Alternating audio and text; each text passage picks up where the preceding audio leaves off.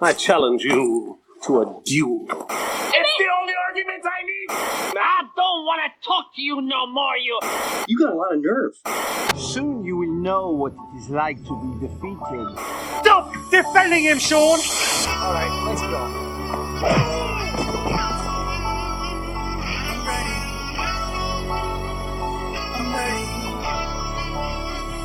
I'm ready for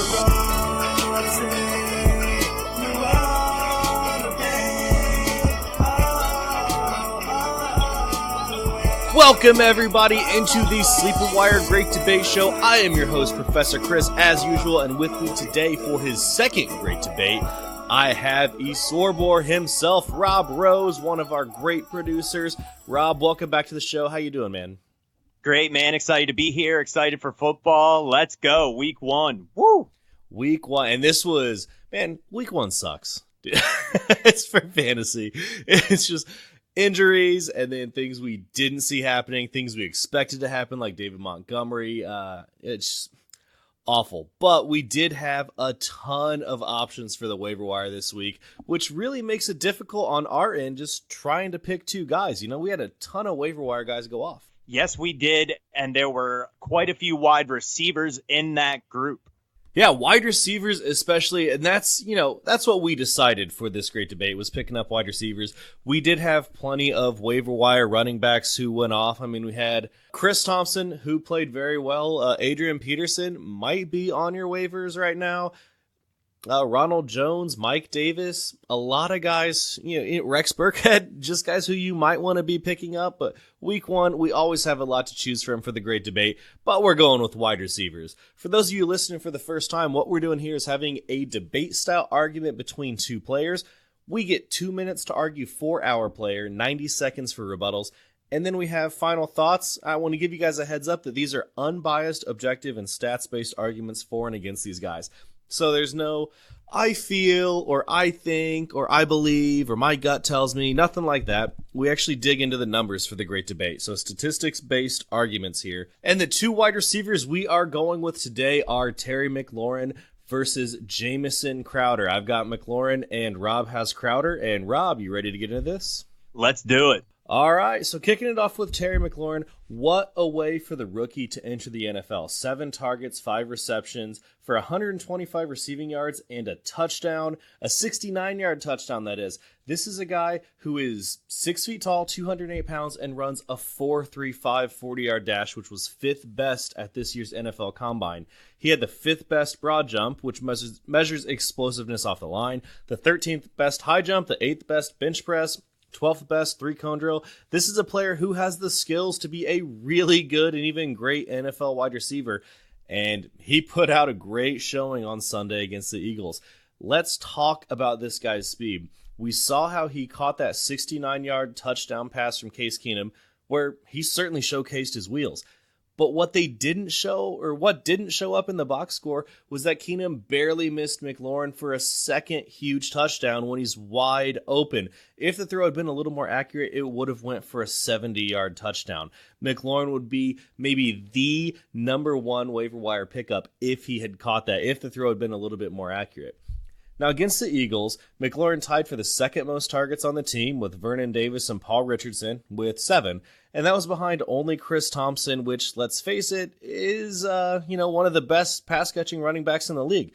McLaurin's 5 receptions were just behind Thompson's 7. He had 66 more receiving yards than any other receiver on the team. He also had the most first downs on the team with 4, which means 4 of his 5 receptions went for a first down.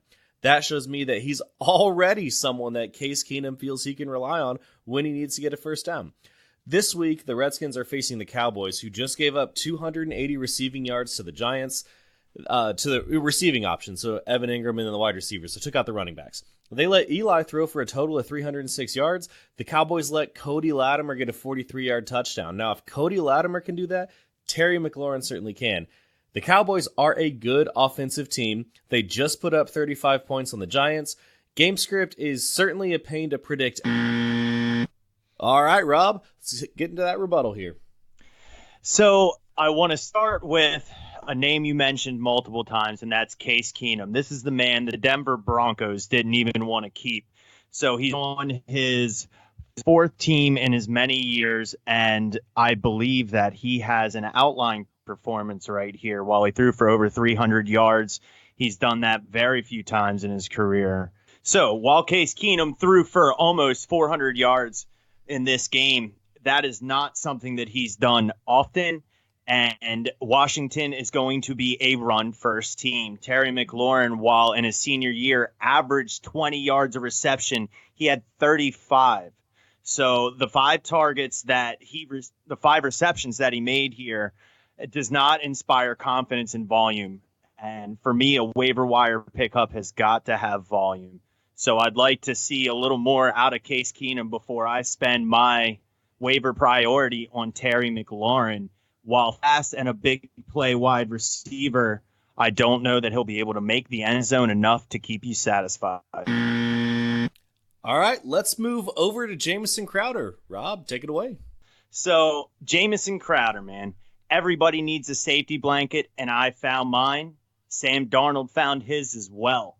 Jameson Crowder rocketed into 2019 with 14 receptions on 17 targets for 99 yards. He was a major part of the Jets offense and will continue to have a role moving forward. In his last healthy season, 2016, Crowder put up a robust stat line of 67 receptions for 847 yards and 7 touchdowns.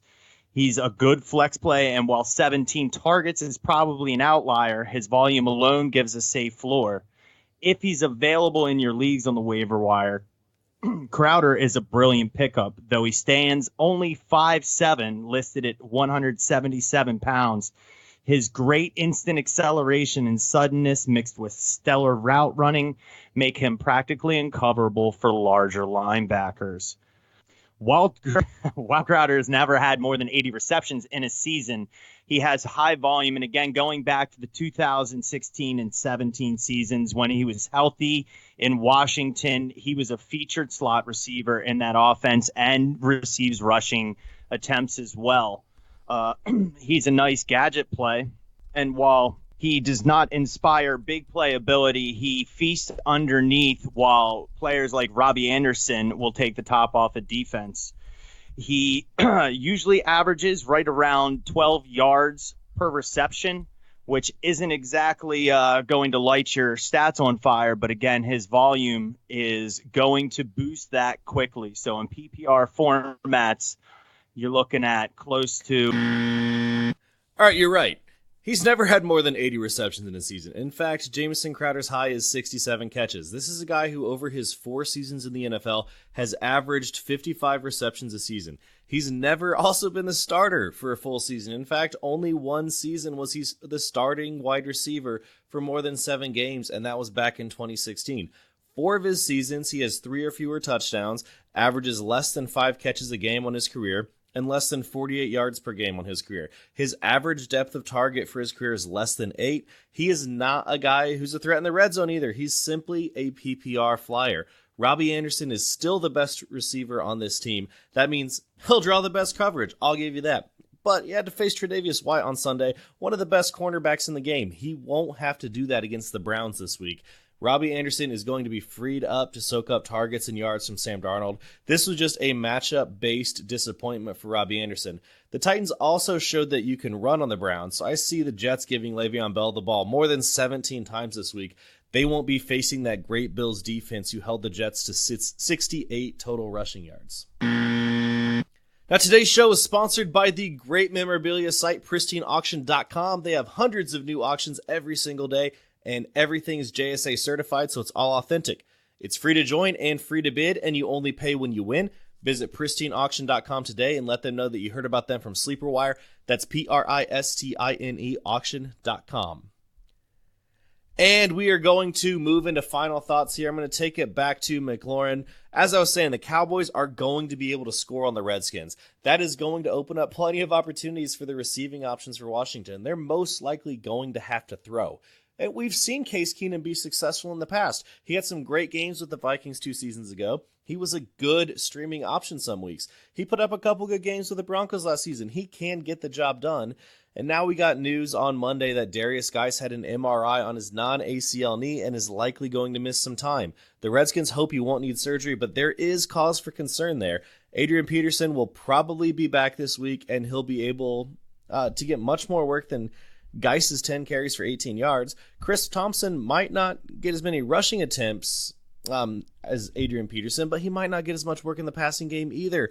I could see him not getting 10 targets, but like I said, the Redskins will have to throw, and Terry McLaurin is their best wide receiver. Pro Football Focus also has the offensive line ranked as the 14th best, with, I quote, the potential to be nearly top 5 if everyone stays healthy. Keenum was only sacked one time on Sunday. If the offensive line can keep him upright and give him the time he needs to throw, like they did on Sunday, then McLaurin should be a solid flex play this week against Dallas.